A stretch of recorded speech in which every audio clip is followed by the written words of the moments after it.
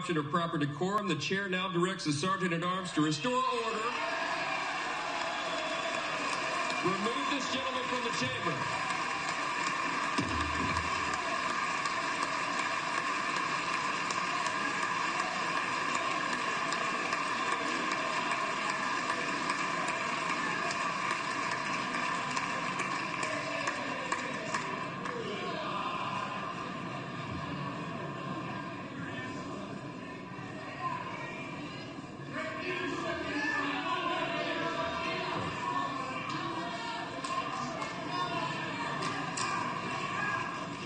Concerted disruption of proper decorum, the chair now directs the Sergeant-at-Arms to restore order.